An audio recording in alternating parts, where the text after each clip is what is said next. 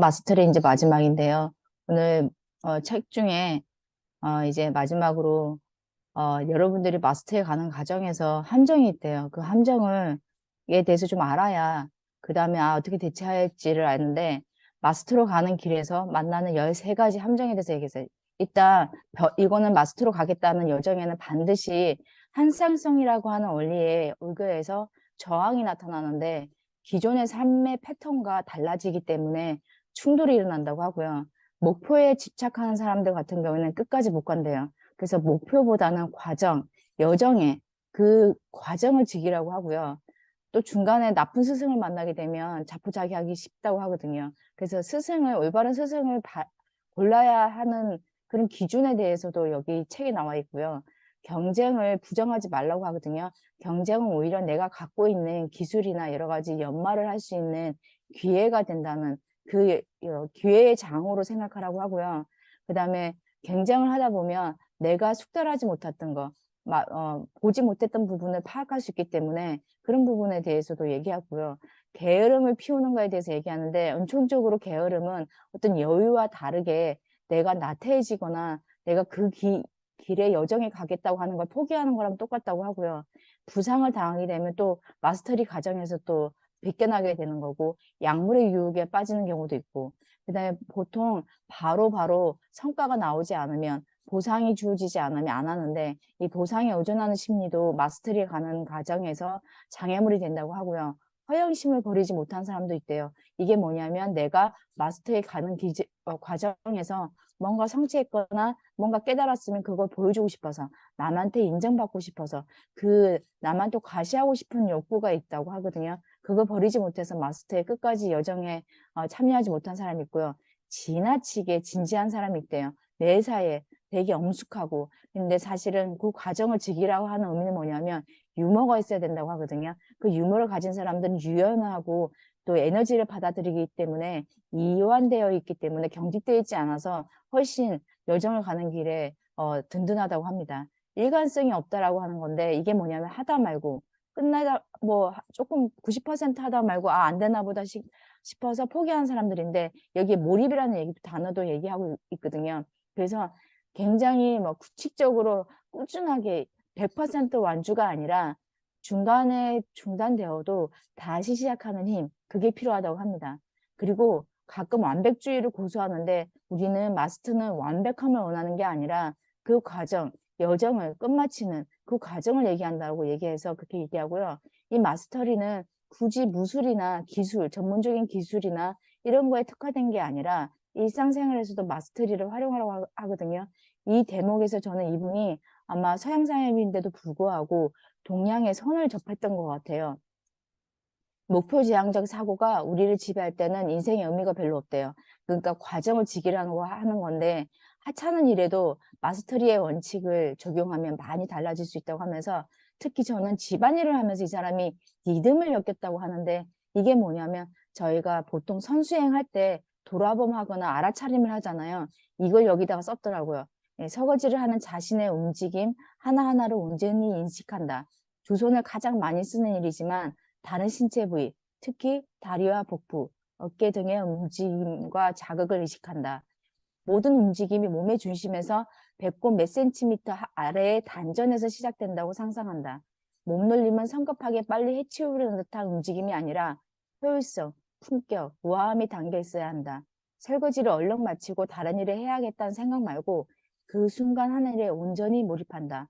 무엇보다 서두르면 안 된다. 이게 성수행과 같이 연계가 돼 있어서 되게 놀랐고요. 삶에는 느긋하면서도 꾸준하게 지속되는 마스터리의 리듬을 연습할 기회가 가득하다. 내가 밥 먹을 때, 옷 입을 때, 출근할 때 모든 동작 하나하나가 그 리듬이 있는데, 그 리듬을 느끼라고 하고요. 인간관계에도 마스터리의 지문을 적용하다 보면 내가 이 인간관계에서 단절보다는 어떻게 함께 갈 수 있는 동반자의 에너지를 얻을 수 있다고 합니다. 그리고 이 여정을 떠나기 전에 마지막 체크리스트는 아까도 얘기했지만 가장 중요한 건 균형과 중심을 잡는 건데, 몸의 모든 에너지를 분산시키고 중요한 건 단전에, 하단전에 중심을 놓고 거기에서 찾으면 균형과 중심 찾는 것이 마스터리의 가장 중요한 테크닉이라고 하고요.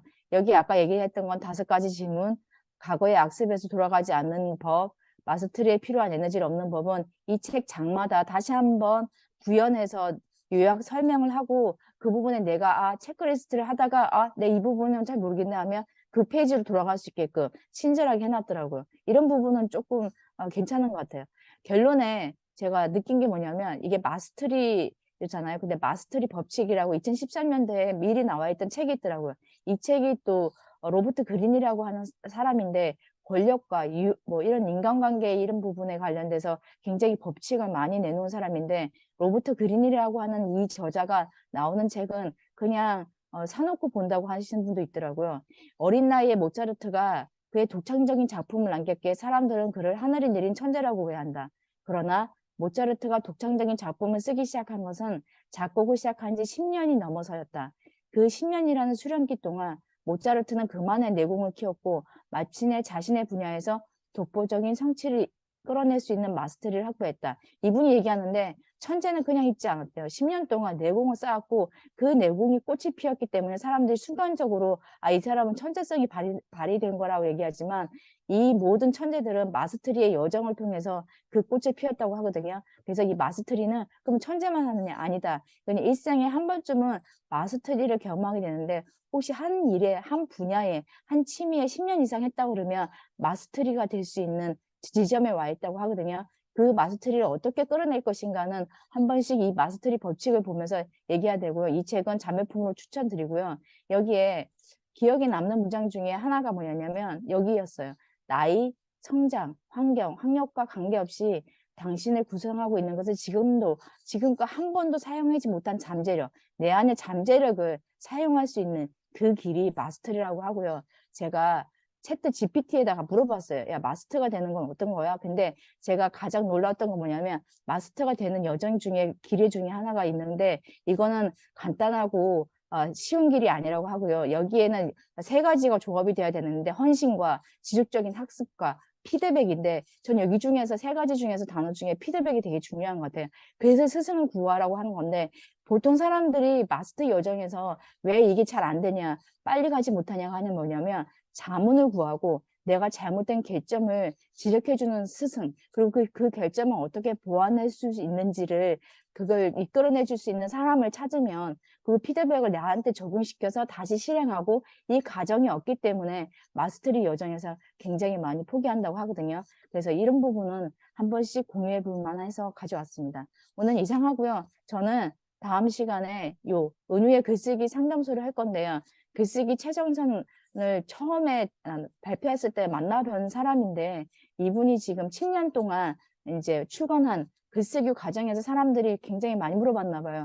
나 글쓰기가 안 돼요. 나 혼자 글쓰기 하는데 왜 이게 안 될까요? 이런 여러 가지 그러니까 질문을 많이 했나 봐요. 그 질문을 엮은 책이거든요. 이 책에 대해서 이제 톱밥보는 시간을 가져보겠습니다. 이상입니다.